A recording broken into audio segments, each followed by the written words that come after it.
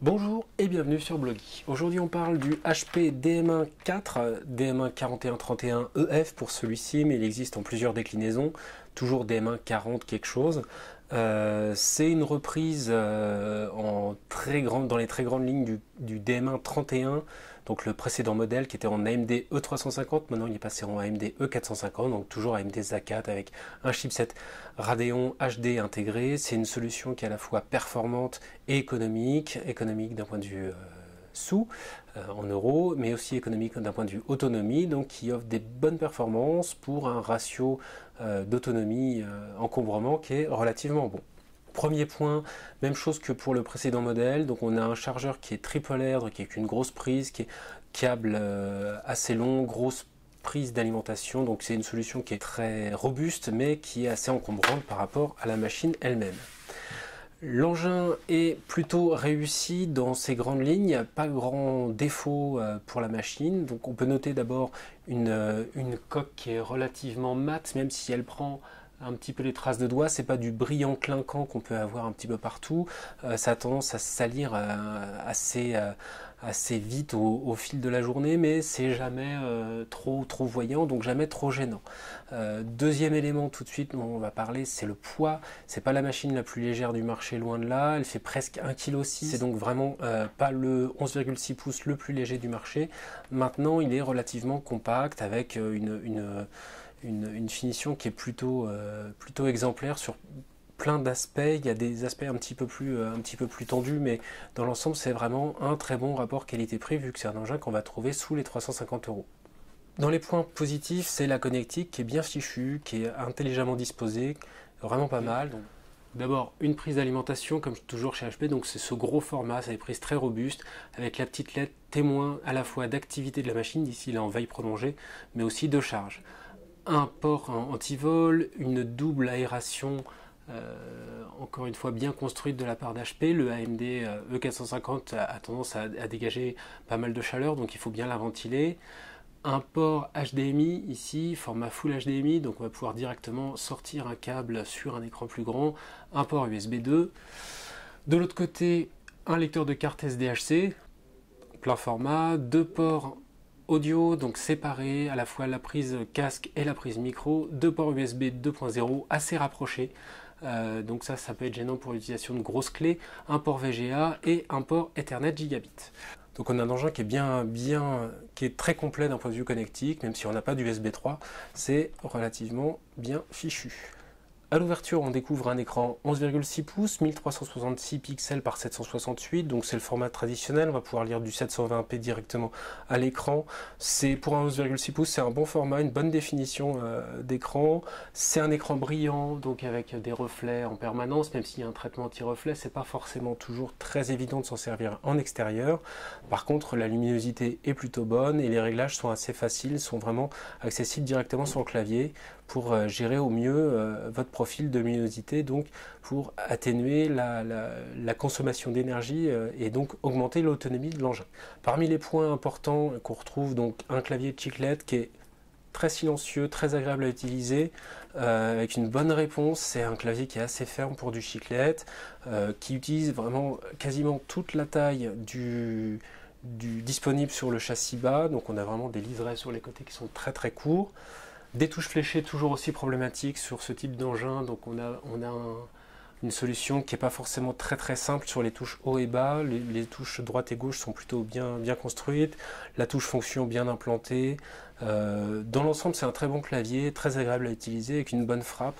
C'est un clavier qui est équivalent d'un point de vue taille à celui qu'on pouvait avoir sur un 15 pouces, d'un point de vue largeur pour la frappe, donc c'est plutôt pas mal. Évidemment, il n'y a pas de pavé numérique.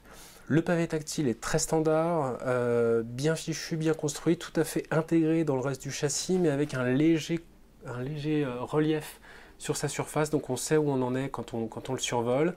Il est bien adapté d'un point de vue largeur et hauteur à la résolution de l'écran, donc il est tout à fait exploitable.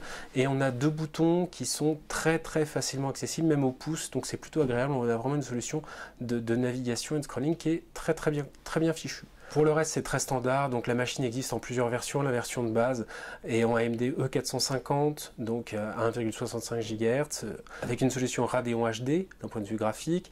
On a 2 Go de mémoire par défaut, 320 Go de stockage. Tout ça est accessible, on va voir ça tout de suite, et on peut faire évoluer assez facilement la machine.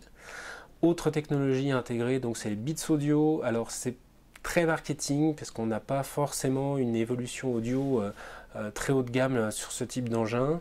Donc ça se traduit par en fait 2 petites enceintes qui sont validées par le laboratoire Beats Audio. Donc ça ne veut pas dire grand chose en pratique. C'est un son qui est tout à fait correct pour 11,6 pouces. C'est pas forcément la machine avec la meilleure qualité sonore qui soit, évidemment.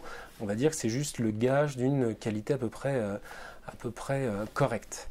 Alors la batterie amovible, évidemment, on a un petit bouton pour l'éjecter ici à l'arrière. Donc c'est une batterie 6 cellules, tout à fait standard pour ce type de machine. Et sur cette petite fonction donc de régler à l'arrière, on a la possibilité de le pousser un petit peu plus loin. Et là ça déclenche, vous avez peut-être entendu, ça déclenche ici l'ouverture du capot. Et cette ouverture de capot, c'est une très très bonne chose de la part d'HP parce qu'on accède à la totalité des composants de l'engin. Donc ça c'est vraiment très très bien, c'est ce qui devrait exister sur toutes les machines. On a l'accessibilité est totale aux composants. Donc ici on a par exemple nos 2 emplacements de mémoire qui sont présents et accessibles.